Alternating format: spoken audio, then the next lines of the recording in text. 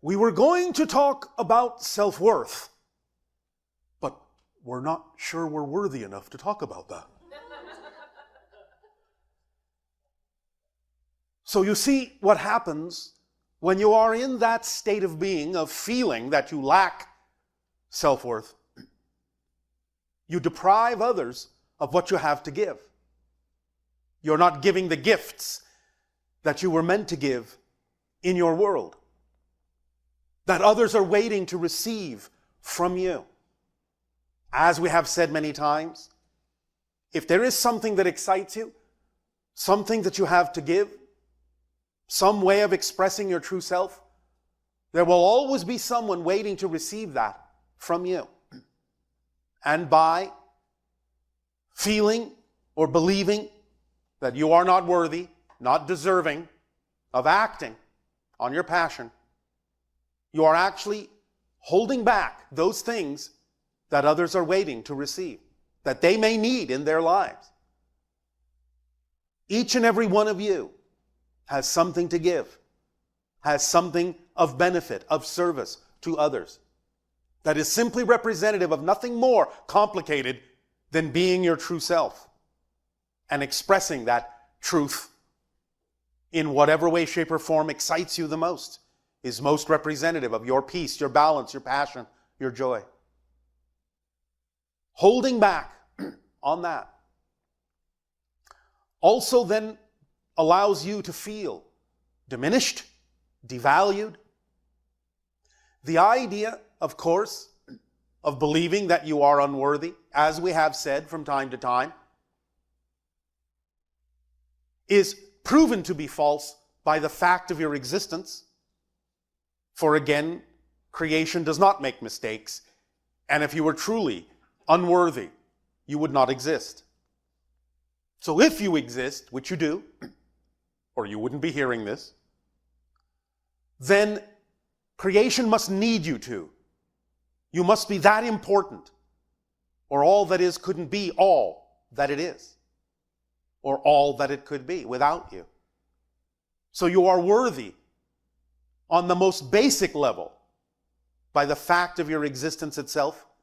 And any time that you buy into the idea that you are not worthy of your life, not worthy to be who you truly are, who you know yourself to be, who you prefer to be, not worthy, not deserving to live your dreams, then you are engaging, as we have said, in an argument with creation that you will never win, because you will never cease to exist. That is simply not possible.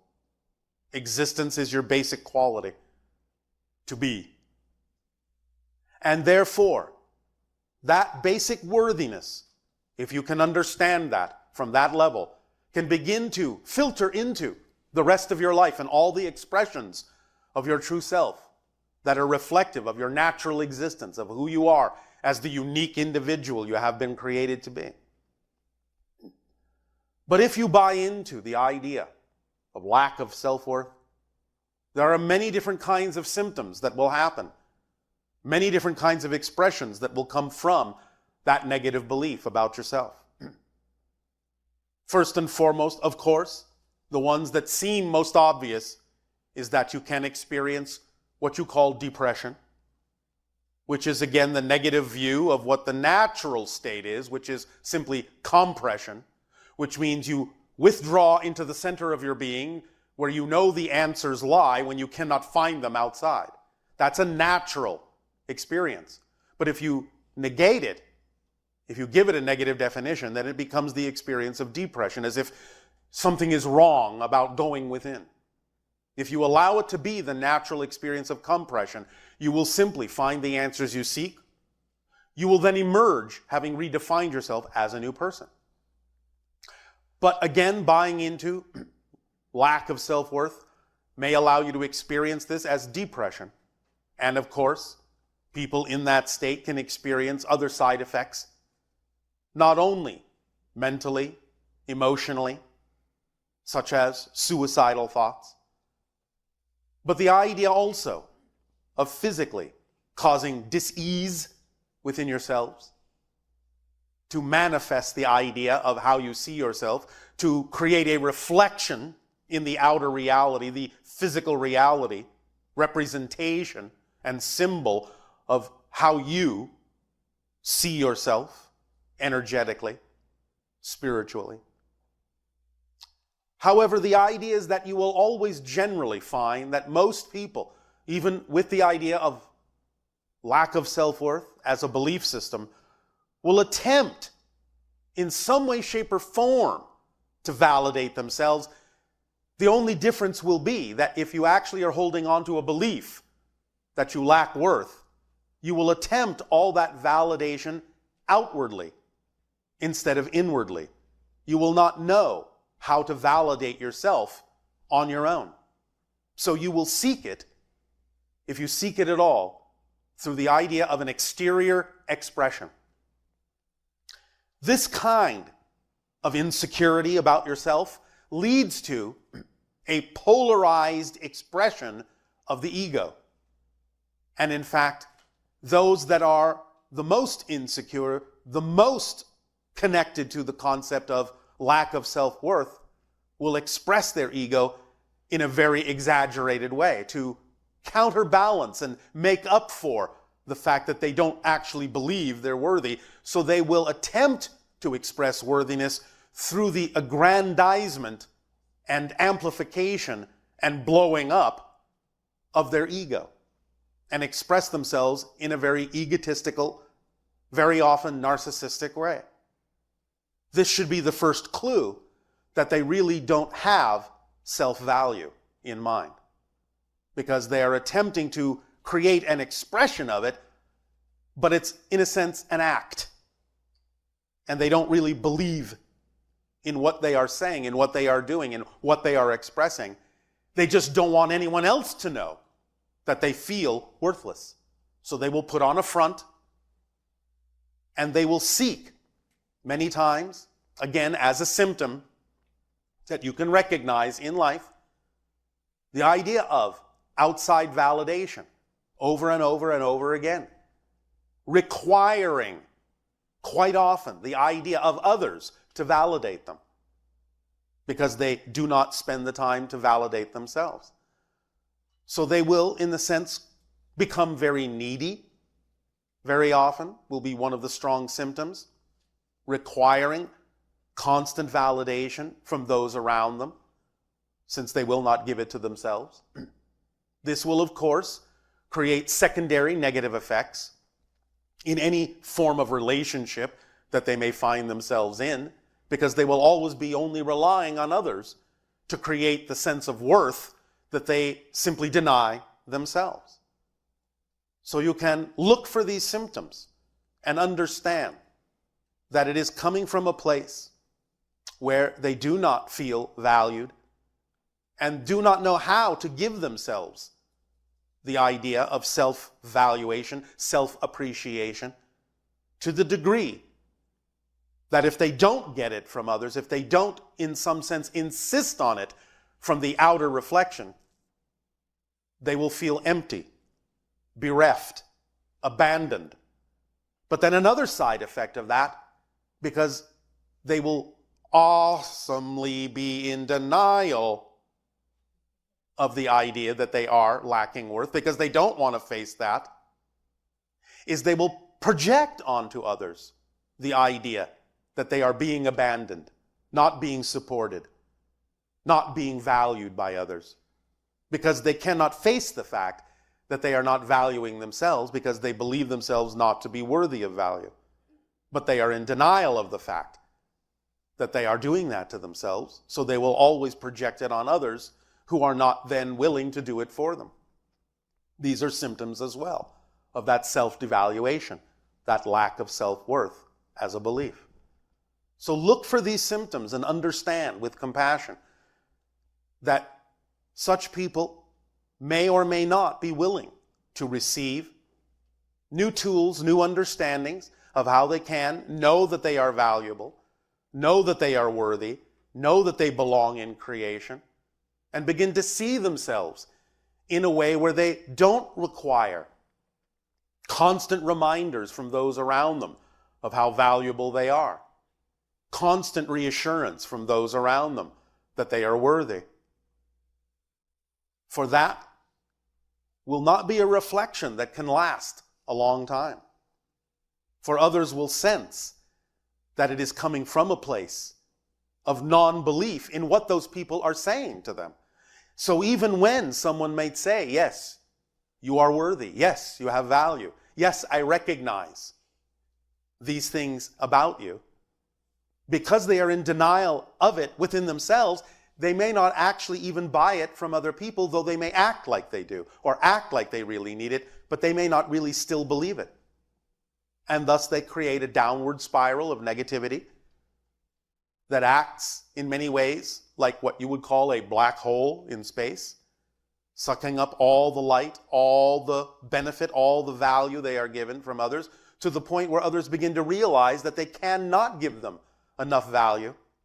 They cannot, in any way, shape, or form, validate them enough. And therefore, they recognize that since all of that reflection is really just disappearing within that person and never actually being put to use in the sense of strengthening that person's ability to know that they are worthy, know that they are valuable, the outside reflection will eventually usually stop. And it will then thrust the person devaluing themselves into an even deeper downward spiral that can again lead to the concepts of depression, senses of abandonment, suicidal thoughts, and all of those things that go with not being able to support the self, not knowing how to believe what others are telling them, and needing others to do it because they will not do it for themselves. So take note in your lives, in relationships, when individuals are removing the platform from under their own feet, not able in their own minds to really stand, not able to give themselves the valuation that they truly need, constantly asking for recognition for everything that they may do, instead of giving themselves the recognition in a humble way and being of service to others. Allow yourselves more awareness, more conscious perception, and by all means, should you come across individuals devaluing themselves in that way, by all means share with them that they do not have to do so. By all means share with them that there are tools by which, and ideas and beliefs by which they can know that they are valuable, know that they are worthy, but also allow yourselves to recognize that unconditional love is not about continuing to support a vibration that is incompatible with your preference beyond a certain point. The most unconditionally loving thing you can do sometimes is to demonstrate the consequence of another person's choice. And it may not be what they prefer, but it may be what they're telling you needs to happen. Because if you do not give them a reflection of the consequence of what they are choosing for themselves, you give them no opportunity to change, no reason to change. It doesn't mean they will change, but at least give them a reason to.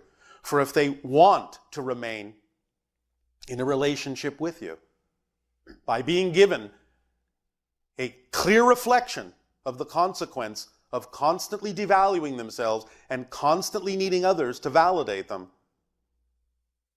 by showing them that you can no longer do so because it's actually not in their best interests for you to continue to support the negative behavior, you at least give them an opportunity to recognize that they may need to change if they wish to maintain the relationship with the real you and not with who they actually insist that you must be, because that is not being in a relationship with who you really are. So we would always encourage you not to reinforce the negativity, but to let them know there is always an opportunity to know how valuable they are, how worthy they are, and to give themselves what they need. And the irony and the paradox in this is that when a person does, in fact, humbly value themselves, they will often find that others will value them quite often. And they will see the reflections of their self-valuation in your reality and in their reality. So, use the power of the paradox to allow them to know that what they truly need will be given to them, ironically, when they don't need it. In a needy way. Because everyone needs validation. Everyone needs to know they are worthy and deserving. Everyone needs to know that. But the point is to know that by the fact of your existence, you are worthy, you are validated, you are deserving. And when you can stand in that certainty and stand in that awareness and stand in that knowingness, you will get the reflections that you need of that worthiness, of that validity. It will simply be the reflection of the energy you're giving off. Because when you shine, the mirror has something to reflect back. But when, like a black hole, you suck in all the light, there is nothing that can be reflected to you because you're giving nothing off that is representative of that validity, of that worthiness. Does this make sense to you? All right. So, just bear it in mind, keep it in mind, pay attention. Let your senses be aware of when you are seeing these symptoms. Do your best to assist, but not at the expense of your own worthiness. For that is never helpful nor loving to anyone.